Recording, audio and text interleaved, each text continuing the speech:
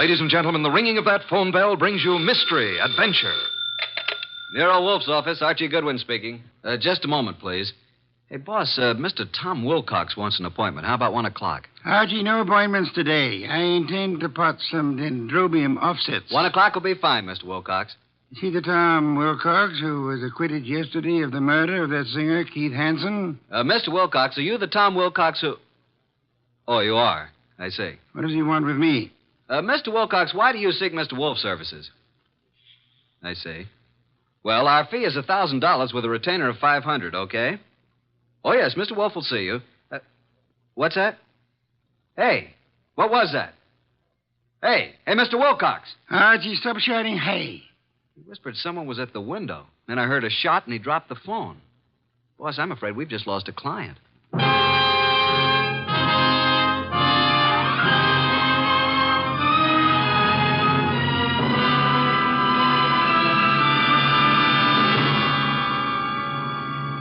Ladies and gentlemen, it's that renowned genius who is the bulkiest, balkiest, most ponderous, and most brilliant detective in the world. Yes, none other than that chair-borne mass of unpredictable intellect, Nero Wolfe, created by Rex Stout and brought to you in a new series of adventures over this NBC network in the person of Mr. Sidney Greenstreet.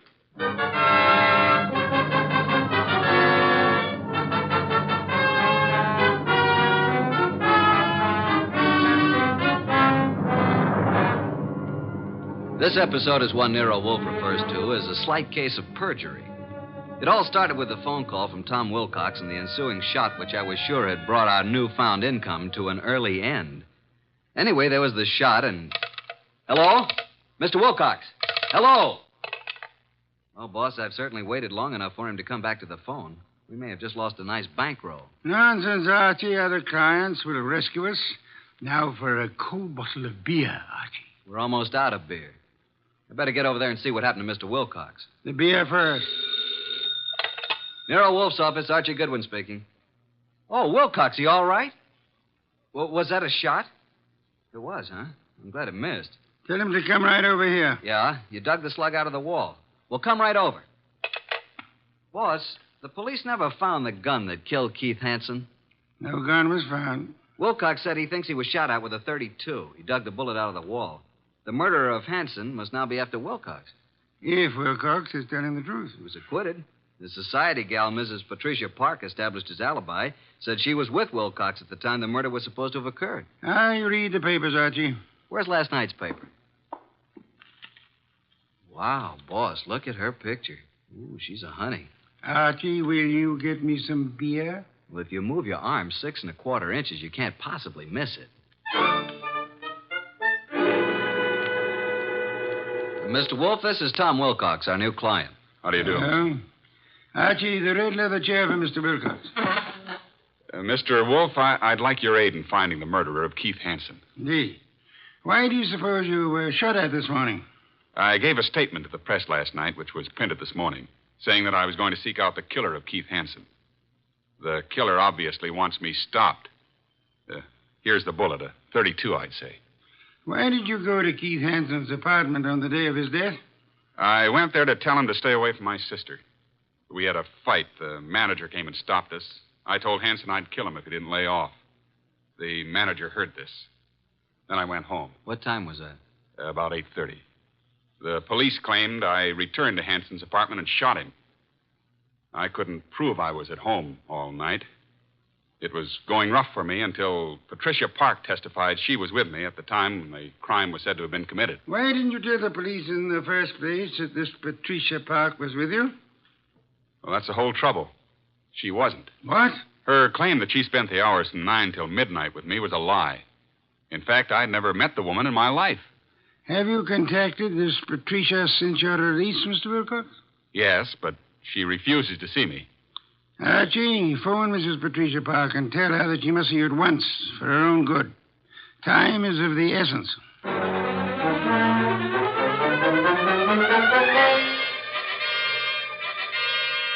And what else can you tell me, Mrs. Park? Mr. Goodwin, I haven't anything more to say than I've already said. All I want is a simple answer as to why you lied about being with Tom Wilcox. Well, Tom Wilcox is a very fine man, but he isn't telling you the truth. Did you commit the murder? And succeed in establishing your own alibi by swearing you and Tom Wilcox were together 10 miles from the scene of the crime? I did not. Do you own a gun? Don has one around. Who's Don? Don's my husband. Oh, is he here? I doubt it. He's never here. Spends most of his time at the bookies, throwing away every cent he can get his hands on. I've had to cut his allowance to practically nothing. Doesn't he work? No. He studied medicine, but gave it up. He was an illustrator for years, but gave that up when his eyes were burned in a plane crash. Mm-hmm. Where's the gun? It's in the desk. It used to be in here. What caliber? I don't know. Where were you at 10 o'clock this morning? Why, I think I was with the cook. Someone fired a shot at Tom Wilcox this morning through the window. No. Oh, no. Archie, please don't continue with this investigation, please. How well did you know Keith Hansen? Not very well, but enough to realize he was no good. Mr. Goodwin, if you'll drop this case, I'll give you $1,000 cash. Not interested. But I am interested in learning why you lied, why Tom was shot at this morning, and why you should try to bribe me. You must stop for your own sake. How will it benefit me to step out of it? The killer tried to stop Tom Wilcox. You might be next, and he may not miss this time. Go on. Why have you been protecting Wilcox? I believe Tom Wilcox was innocent. And I didn't want him to be sentenced to die, so I lied at the trial. He told us today he'd never seen you before. That's true. But he looked so innocent, so clean and good and decent. That's not very believable. If you don't think Wilcox killed Hansen, who do you think did it? Please believe me, Archie. I don't know. I tell you. Hi, sis. Hey, what's the matter? Are we intruding? Oh, hello, Marge. Brad, come in. This is Mr. Goodwin, my sister and brother-in-law, Marge and Brad King. How do you do? Hello. What gives, and who's Mr. Goodwin? A private detective, Marge. I've just explained to Mr. Goodwin that I wasn't with Tom Wilcox at the time of Keith Hansen's murder. Pat, why did you tell him that? Mr. Goodwin, I hope you will not use this knowledge against Pat. Did you all know Keith Hansen? Yes. And my husband and Keith went to school together. Keith, Don, and I were on the same polo team. Where were you at the time of the Hansen murder, Mr. King? He and Don were attending a horse show at Madison Square Garden. Marge and I didn't want to go. We stayed here. Where were you at 10 this morning, Mr. King? Why, I had an appointment with my dentist, Dr. Flagg, Rockefeller Center. And you, Mrs. King? I was shopping. Ilsa's salon, a sale on dresses. Why all this questioning? Marge, someone tried to kill Tom Wilcox this morning. What? May I use the phone, Mrs. Park? Yes, of course. First door to your left. Suppose you try to find the gun. Marge, that gun is missing from the desk. I haven't seen it. Do you know the caliber, Mr. King? 32, I think. It must be in the house. For your sake, I hope you find it.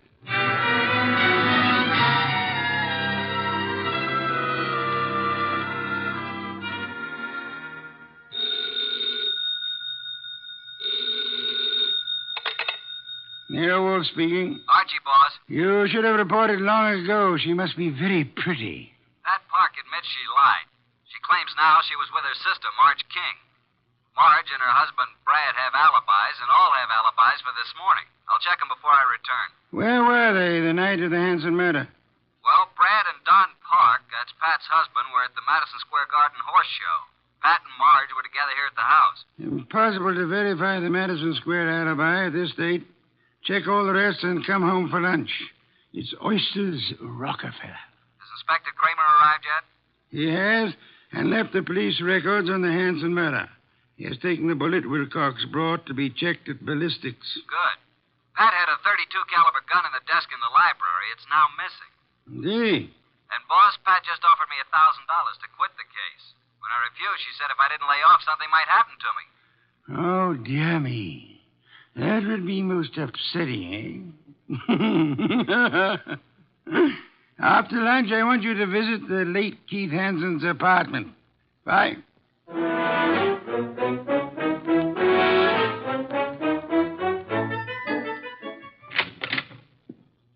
Before you join the others, Mr. Goodwin, I want to talk to you. All right. Close the door, Marge. Pat didn't mean anything when she offered you money, Archie. And she wasn't threatening you, honest. I'm convinced. Why the pressure? Well, why don't you sit down? Here, by me. Okay. What's on your mind, huh? Archie, I can add another 1,000 to what Pat offered. Wouldn't that be enough, Archie? I can give it to you right now. Brad'll write a check. Does Brad want me to stop, too? He said you couldn't be persuaded. Every one of you seems to have had a reason for killing Hansen. None of you apparently liked him. Now, be a good little girl, Marge, and stop trying to act like a Delilah. If you're innocent, you have nothing to worry about. You're stuffy. I hope you do get hurt. Thanks a million. Now let's join the others. Well, Pat, did you find the gun? I can't find it anywhere. Oh, Mr. Goodwin, this is Don Park, my husband. How do you do? How are you? Have you seen the gun, Mr. Park? Not for ages. You're a detective, eh? Yeah. May I ask where you were this morning about 10? Why? Well, frankly, I was at my bookies. Where's that? I can't tell you, but I'll call him and you can check it. Were you and Brad together at all times during the horse show the night of Keith Hansen's murder? No. Brad wandered away a couple of times, and I saw some people I knew. You know how it is. We'd meet at intervals. Archie, you're wasting your time. None of us is guilty. I made a fool of myself, that's all. Tom Wilcox was such a decent man that I hated to see him have to pay for taking Keith Hansen's rotten life. If a man's guilty, why should you butt in?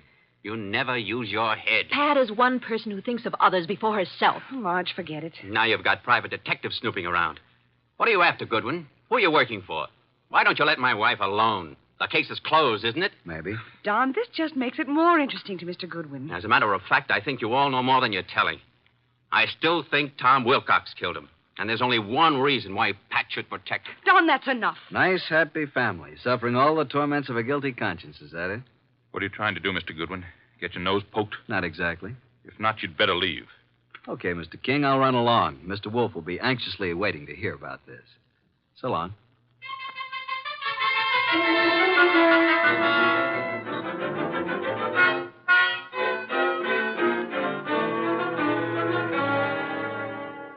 Pat Park's cook verified her alibi for 10 o'clock this morning, then. What about the other alibis? Well, Brad's dentist said that he didn't get to Brad until about 10:30. His appointments had run over. He wasn't sure if Brad was there at 10 or not. The nurse was out at that time. Marge's alibi is no good. And at mob at Ilsa's, the saleswomen wouldn't have known their own mothers.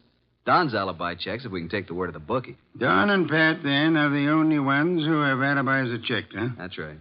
Are these the reports Inspector Kramer brought? Mm-hmm. Keith Hansen's body showed obvious signs of battery. Lips were swollen and lacerated, clothes disarranged. Knuckles of the right hand were skinned, nose fractured. Major contusion over the right eye. The eyes were closed. .32 caliber bullet was embedded in the left chest wall. Wow, what a battle. I am of the opinion that Hansen was battered by two different people. I think someone arrived after Wilcox was thrown out by the manager, and this someone gave Hansen another beating. Really, boss? Come, let's have dinner. Then you must get over to Hansen's apartment.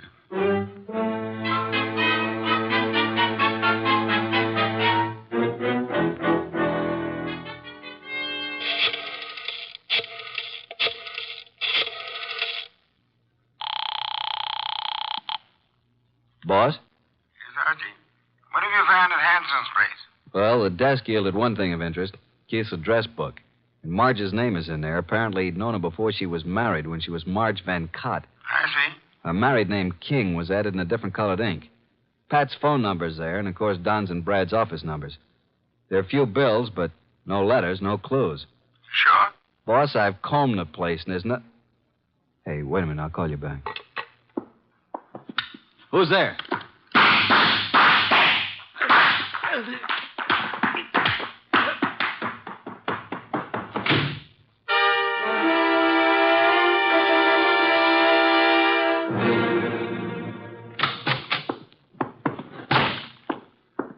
Archie, you know I dislike the banging of doors. Sign of ill breeding. Archie, what happened to you? Target for tonight, Archie Goodwin. Your forehead's bleeding. You better have Fritz fix it. Well, my head can wait. Some guy certainly surprised me at Hansen's. Creased me on the forehead. Good thing I snapped off the lights. He emptied his gun at me. We scuffled and he got away. And then I dug his slug out of a chair. I think it's a .32. But look at this, boss. A little round piece of glass. Found it on the floor. It's very small, very smooth, and concavo-convex in shape. Half an inch diameter. Watch crystal? Don't think so. The edges are too smoothly ground. I'll examine it under a magnifying glass. I'll get it, boss. Oh, hi, Tom. Come in. It's Mr. Wilcox, boss. Archie, hey, what's happened to you? Somebody tried to scalp me. Good evening, Mr. Wilcox. The red leather chair, Tom. Archie, please finish your report. Did you notice anything else of importance at Hansen's apartment? Is that where this happened? Yeah.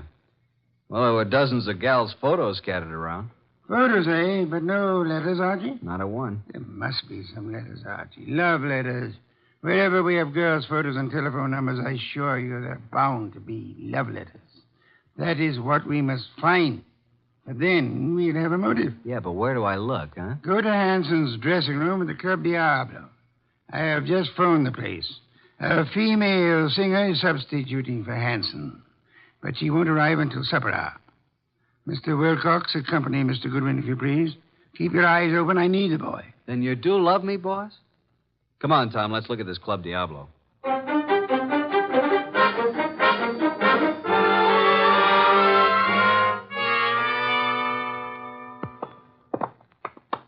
Well, I fixed it up with the stage doorman. Here, this is Hanson's dressing room. What a layout. His dressing room's fancier than most of the Met stars get. Hanson fixed it up himself. A bar, refrigerator, hot plate, television set. He could live here. Some of this stuff could be the new girl singers. I don't think so. Well, let's get to work, Tom. Take the drawers in his dressing table first. What are we looking for, Archie? Mr. Wolfe says the motive. He means letters. There's nothing here.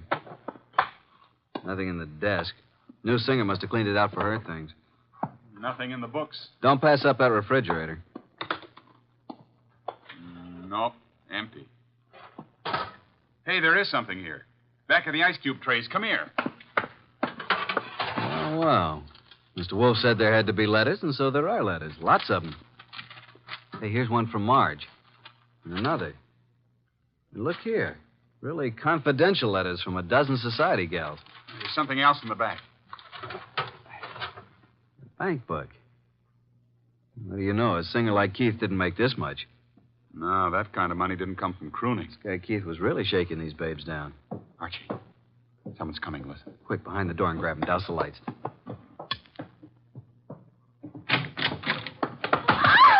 Marge, run! Hold it, Tom. Well, it's you two. You dirty rat. Higgin woman. Tom, what are you and Archie doing here? The letters. Oh, Archie, you found them. Archie, please, give me those letters. Don't touch. I'll just put them safely away in my pocket. Besides, you didn't write all of these. Give them to me. At least give me my letters. I'll tell you what. You go on home and stay there, and we'll leave it up to Mr. Wolfe. Tom, take him outside. I want to use his phone. Come along, ladies. Let us oblige Mr. Goodwin. I'll meet you at the stage door, Archie. Right.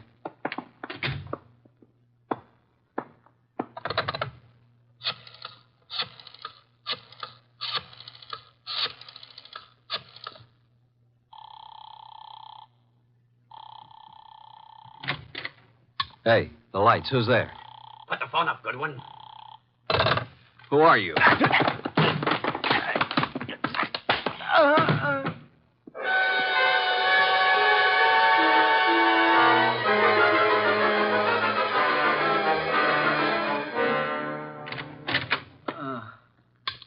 Archie, what happened? Are you hurt?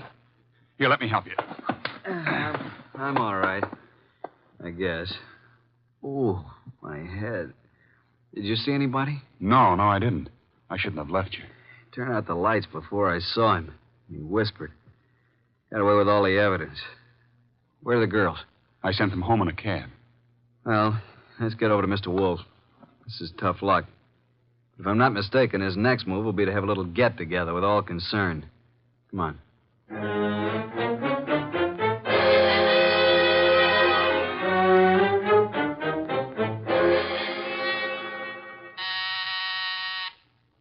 Archie, the door, our guests are arriving. Excuse me, Tom.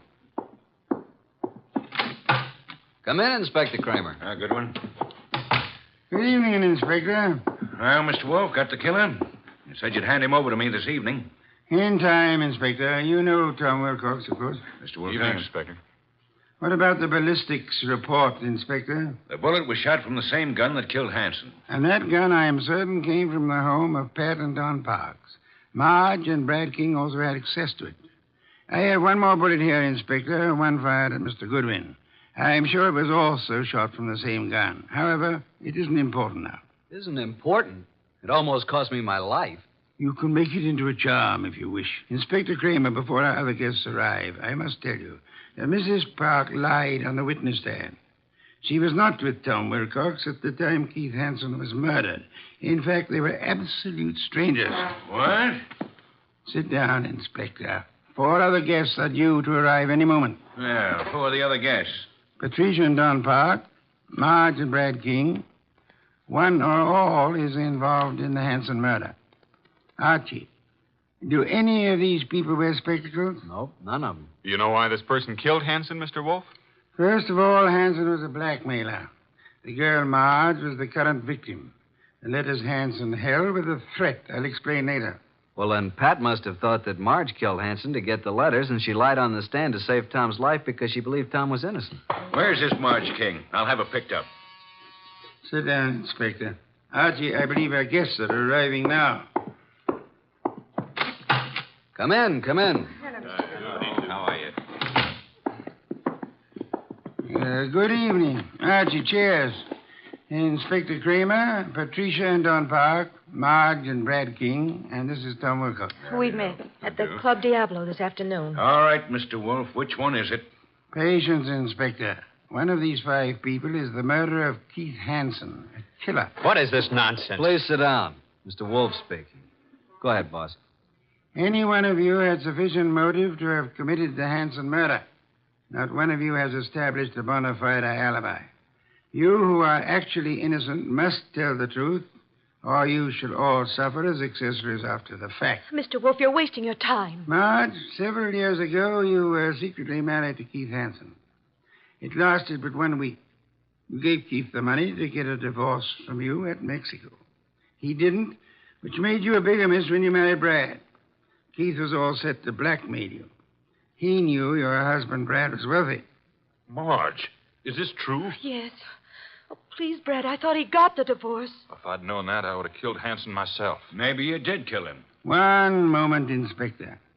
Patricia, you lied on the stand to protect Tom Wilcox here because you believed your sister Marge was guilty of Hanson's murder. Why did you believe her guilty? Were you at the scene of the crime? Marge, it's time to tell the truth and clear all this up. You won't be satisfied until you're in jail. Will you shut up? Quiet, please. Go ahead, Marge. All right. Keith Hanson was shot from the bedroom while I stood talking to him in the living room. You went there to buy back your letters? Yes, Pat drove me to his apartment. There was no place to park, so she said she'd drive around the block until I came out. That's why she's never been sure whether I killed him or not. That's right. Because I feel I might have shot him if I'd been in your place. Because of what Hanson did. What was it he did? Keith Hanson demanded $10,000 in exchange for the letters. Pat loaned me the money, so Brad wouldn't know. What? Is that true, Pat? You loaned her $10,000? I got to Keith's apartment about 9:30. He looked awful. He obviously had been in a fight. The room was mussed up and his nose was bleeding. Yes, go on. He went to the bedroom to get the letters and came back saying they were gone. I didn't believe him. Keith said he knew who had taken them and he'd have them back by morning. He grabbed the money from me and put it in his pocket. He was just about to tell me who took the letters when there was a shot from the bedroom door.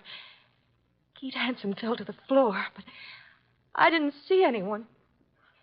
I wanted to get my money from his coat pocket, Pat's money, but I couldn't touch him.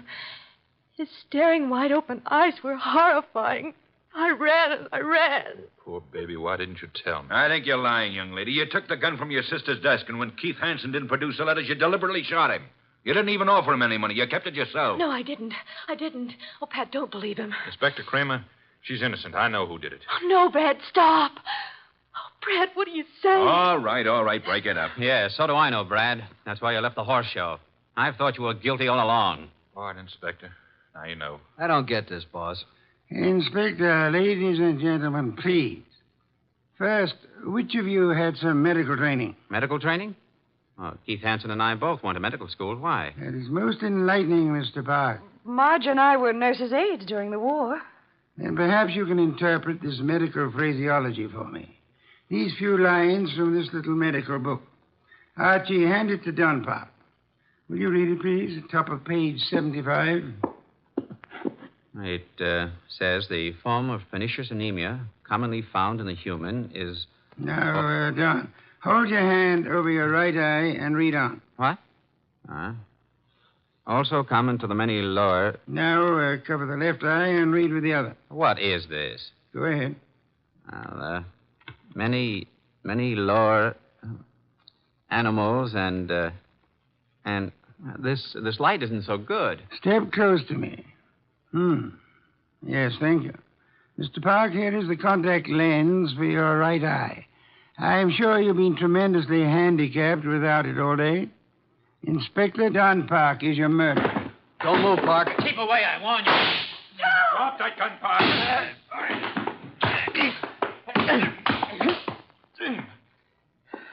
Well, I got his gun. There you are, Inspector. He's all yours now. Okay, come on. Okay, Goodwin. But I'll get out of this. You trapped yourself, Don, by your contact lens. It dropped from your eye during the scuffle with Archie in the Hanson apartment this afternoon. And the gun Archie just took from you is undoubtedly the murder weapon. And the gun that fired the bullets at Wilcox and Archie today. Hey, Tom, are you all right? There's blood on the side of your head. Just grazed my scalp. You and I must have hard heads. Well, that's that. Thanks so much, Inspector, for dropping in. Come again, won't you?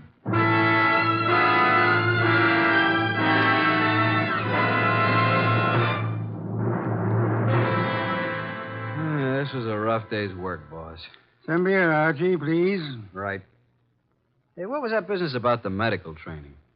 Marge said the body of Keith had staring, wide-open eyes, preventing her from touching the body. But the police found the eyelids closed. How did they get closed? Well, he must have bothered Don, too, and he closed him, his medical training. Right. A layman would never touch the eyes of the dead. Marge couldn't, not even to get back the $10,000. Here's your beer. Why did Don do all this, boss? Obviously, he learned of Hanson's blackmail scheme and was trying to force him to agree to split Marge's $10,000. Don was quite startled a minute ago to learn that Pat, his own wife, put up the money. However, when they heard Marge arriving, Don stepped into the bedroom, found Marge's letters in there, and must have hidden in the closet. And then as Keith Hanson was about to speak Don's name, Don shot him and took Marge's money. And of course, he planned to carry on the blackmailing of Marge himself, thinking the money would come from Brad. Yes. And you are warming that beer with your hot little hands. Pour it, please. There you are. You've had a rough day, beaten twice and lost to interesting women. Tonight you may open your bedroom window. Good night, Archie.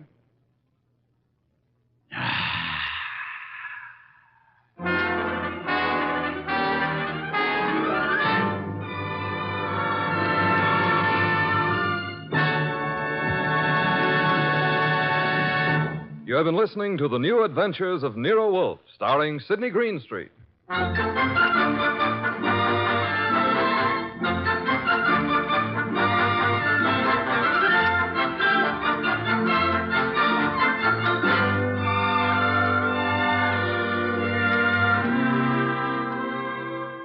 Tonight's transcribed story by Gladys Williams was based on the characters created by Rex Stout. This is an Edwin Fadiman production, produced and directed by J. Donald Wilson. In the cast were Harry Bartell as Archie Goodwin, and Mary Lansing, Gene Bates, Paul Marion, Barney Phillips, Ken Peters, and Bill Johnstone. Next week at this same time, Nero Wolfe and Archie will bring you The Case of the Lost Heir. Don Stanley speaking. 3 chimes mean good times on NBC.